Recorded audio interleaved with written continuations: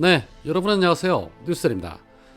윤석열 정권으로부터 표적 감사와 사퇴 압박으로 남은 임기 동안 고난을 겪으면서도 굴하지 않고 자신이 맡은 권익위 업무에 최선을 다해 임기를 마친 전현희 전 권익위원장이 어제 광주시당에서 열린 나는 왜 윤석열 정부에 맞서 싸우는가 라는 초청 특강에서 이런 말을 했습니다. 국민의 권익을 보호하고 책임을 다하기 위해 사명감을 가지고 국민권익위원장 임기를 마쳤다. 자기 입맛대로 하는 정부에 굴욕하지 않고 오로지 국민을 위한 국민권익위원장이 되고 싶었다. 윤석열은 공정과 상식을 외치고 있지만 법을 지키지도 않고 입맛대로 권력을 휘두르고 있다. 비상식적인 윤석열 정권에 맞서 투사가 될 수밖에 없었고 투쟁을 하면서 현 정권의 문제를 더욱 명확히 알게 됐다. 권익위원장 자리는 공직자의 기강을 잡아야 하는 자리이고 독립성을 보장받는 자리조차도 압박하고 괴롭히며 정치 탄압을 일삼는 윤석열 정권인데 국민을 대상으로는 더 할 것이다.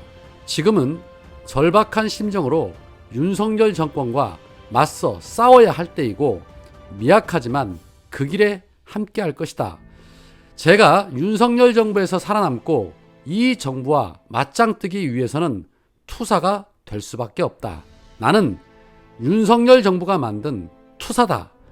그동안 윤석열 정부와 싸우면서 맞은 10만 개의 화살을 이제는 화공으로 불을 붙여 돌려줄 때가 왔다. 조만간 우리의 승리가 올 것이다.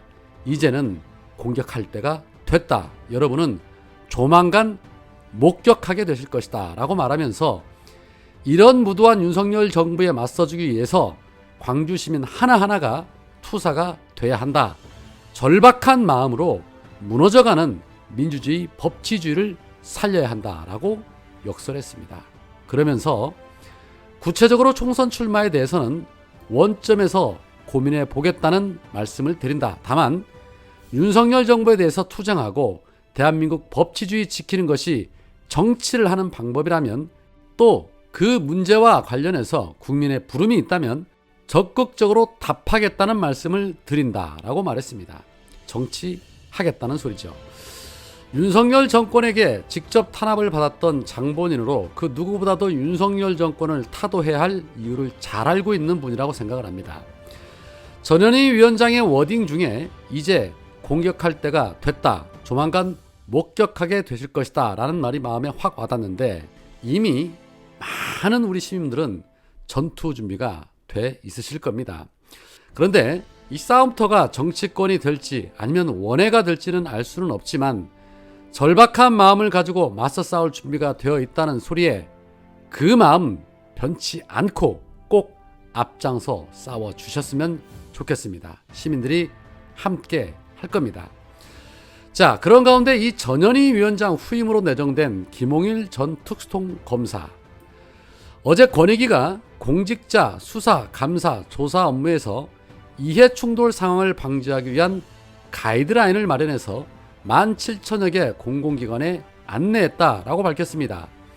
이 가이드라인에 따르면 공직자는 자신이나 가족 등 사적 이해관계자가 신고, 고소, 고발인, 피신고, 피고소, 피고발인인 사건을 담당해 조사할 수 없습니다. 특히 중앙부처의 장관은 자신이나 가족이 외청에서 조사를 받는 경우에 이해충돌 사실을 신고를 하고 회피를 해야 하고 중앙부처 장관의 직무 관련자가 아니라는 것이 명백하지 않는 한 장관은 외청에 대해서 일반적인 지휘 감독권이 있기 때문에 기관의 이해충돌 방지 담당관에게 사적 이해자 신고 회피 신청서를 제출해야 한다는 것입니다.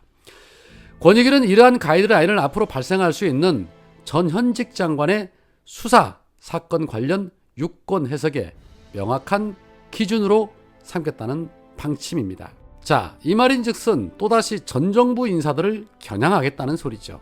앞서 전임 권익위원장들의 재임 당시에 전현직 법무부 장관의 자녀 수사 사건 관련 이해충돌 판단에 차이가 있어서 논란이 된 바 있었는데 이번 가이드라인을 적용할 경우에 권익위는 조국 전 장관과 추미애 전 장관의 가족 관련 의혹들을 이해충돌에 해당한다고 판단하게 되는 것입니다. 그리고 현재 경찰이 수사 중인 한동훈 딸의 허위 봉사활동 의혹 역시도 검찰에 송치될 경우에 이해충돌 소지가 생기기 때문에 사건이 검찰로 송치돼 그 사실을 한동훈이 인지를 하면 그 순간 이해충돌 상황이 발생을 하고 회피 신고를 해야 한다는 것입니다. 그런데 정말 이게 맞는 해석인 걸까요? 전현희 권익위원장 때 적용하지 않았던 이해충돌을 이제 와서 권익위가 뒤바꾸려는 진짜 의도 뭘까요? 이에 대해서 추미애 전 장관이 페이스북에 이런 주장을 합니다. 권익위 대통령 부부와 장모땅으로 고속국도 휘어진 거 이해충돌이므로 대통령 직무 회피해야. 이게 권익위가 내놔야 할 소리냐? 권익위 진정한 이해충돌 사안은 회피하냐?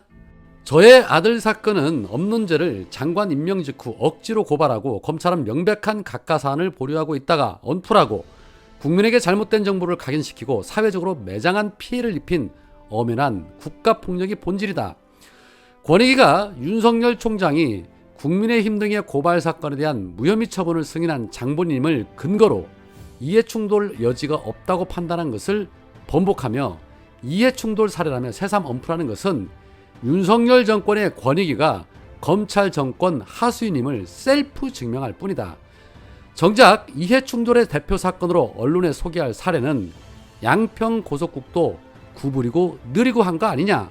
그렇다면 각하할 사안을 검찰권을 남용해가며 정치검찰의 본색을 드러낸 사건을 두고 법무부 장관 가족이 검찰 수사 받으면 직무 회피해야 라고 하며 사례로 삼는 것은 뻔뻔한 재탕이다.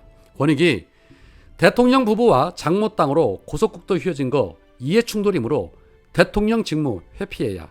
이게 권익위가 내놔야 할 소리냐? 라고 논리로 후려쳤습니다. 역시 추미애 장관입니다. 윤석열이야말로 당장 직무 회피 신고를 해야죠.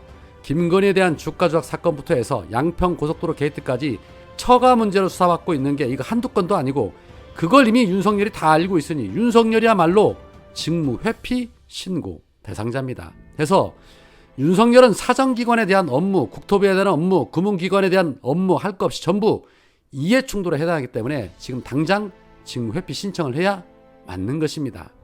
그런데 이 같은 가이드라인 대통령실에는 배포를 했나 모르겠습니다. 무식하고 무능하면 입이라도 닫고 있어야 하는데 이 정권은 지들 스스로가 지들 발등을 찍습니다. 그러니 무슨 일인들 제대로 하겠습니까?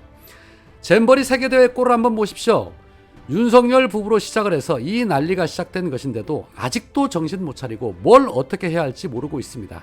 그나마 기업들과 공공기관, 학교, 종교 단체들까지 나서서 도움을 주고는 있지만 이게 또 모든 대원들에 대해서 적용되는 것도 아닌 것 같습니다. 오늘 한 언론사에 올라온 사진입니다. 한국 잼버리 단원 수백 명이 사생활이 전혀 보호될 수 없는 가림막도 없는 한 체육관에서 저렇게 집단으로 수용되고 있는 그런 모습입니다.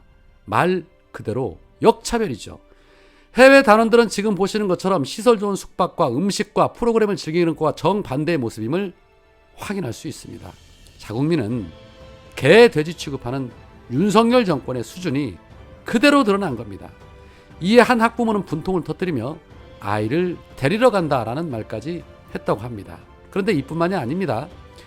조직위가 충남 홍성군 해전대학 기숙사에 예멘대원 175명을 배정을 해서 이 학교 측은 부랴부랴 안전점검까지 하고 환영 현수막도 걸고 따뜻한 식사 대접을 하려고 출장 뷔페까지 불러 준비를 다 마쳤는데 한참이 지나도 175명이 오지 않던 차에 뒤늦게 조직위 측에서 예멘 대원들이 잼버리 대회에 참가하지 않았고 입국도 하지 않았다는 소식을 전해 들었다고 합니다. 이에 이슬람 국가인 예멘에 맞춰 준비를 했던 출장 뷔페 음식은 모두 폐기가 됐고 관계자들이 자정이 다 돼서야 철수하는 황당한 일도 있었습니다.